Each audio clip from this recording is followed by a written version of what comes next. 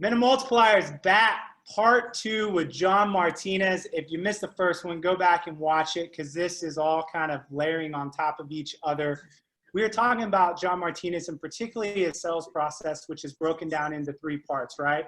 Motivation, deal killers, and the close. So last video, we talked about motivation. Let's talk about the fundamental of deal killers. What do you want us to understand right now around that? Yeah, so first from the macro perspective, we gotta understand that motivation's not enough. Like, we all want things in our lives. We all want to experience things, but sometimes we don't have them. There's lots of, and then at the same side, all investors and their acquisition agents have talked to people with the highest level of motivations. I mean, they're in a tough situation and not gotten the deal, right? Those people don't take action and they just scratch their heads going, I don't get it. They needed this. They wanted this. Motivation, the highest I've ever seen it. They didn't take the deal. What happened? Well, when that happens, it's because you didn't address deal killers, which I think are becoming more important than the motivating factors today. At least when it comes to winning deals against your competition or winning deals against inaction, which is also happens a lot, right? They just go with the status quo. They don't move. So when we talk about deal killers, we're talking about the opposite of motivation. What might get in the way? When we talk about motivation, it's why would someone take action? What are their reasons? And deal killers are why won't they take action? So it's important to systematically step through the big ones you see all the time, because some of those things, just because you brought it up, you have an easy solution for, which is, oh, we just change this in the contract. That's easy. You don't know to change that or to even bring it up or talk about it unless it's brought to the surface. And then there's going to be some deal killers where maybe you can't change a contract or do something simple, but just talking through it might win the deal, or at the very least show you that this is not a winnable deal and you'll know it's not winnable. And at least you have that data. You can go from there however you want, right? Yeah. So the most common deal killers we see. Yeah, I was about to say, you're bringing the meat. What are some examples? So number one is going to be relationships, right? I like this other investor more. I've got a family member who's a realtor.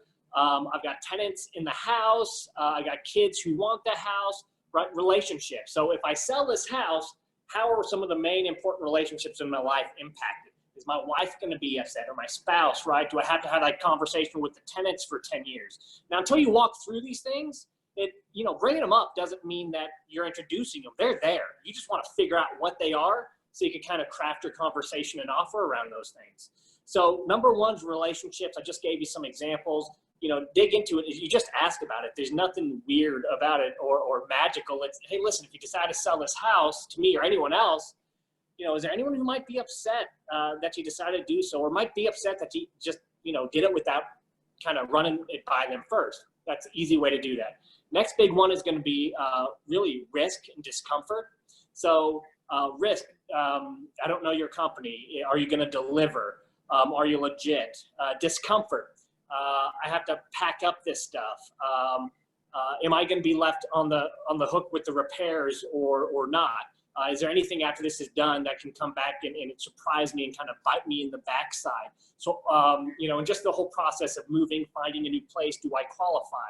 That's another massive reason why deals die, even when there's motivation. So simple way, again, you just ask about it. Listen, let's say we agree on a number. Everything's perfect. You love the offer for the house. Now let's pretend it's the next day. You wake up. What's your biggest worry about going through with all this, the whole moving process? And that's a great way to start to find out those sources of risk and discomfort. Being a little bit more current events focused. Yeah. Obviously, what's going on in the world today is going to become a major deal killer, right?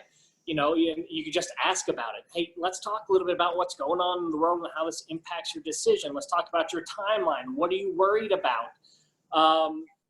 In order for you to go forward, what do you have to make sure is absolutely done so you feel safe and confident with the move and with the sale?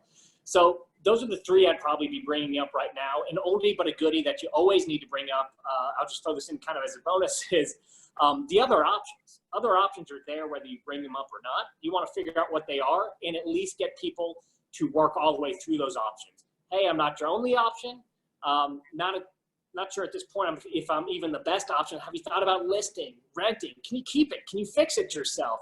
And just getting them through that decision process, because even if you get to the end and you make your offer, if those options are still on their mind, they can't tell you yes because they haven't worked through the others yet. So just work through all those deal killers. That's going to take care of probably 80 or 90% of them, and again, help you close every closable deal.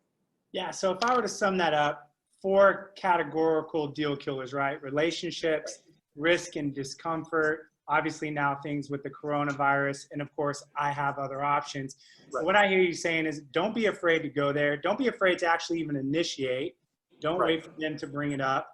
And then obviously know what objection handlers you're going to have in place each time to navigate those ones that pop up categorically. So really practical, John, man. Thanks so much for that. And Minute Multipliers, we're going to catch you on part 3 with John.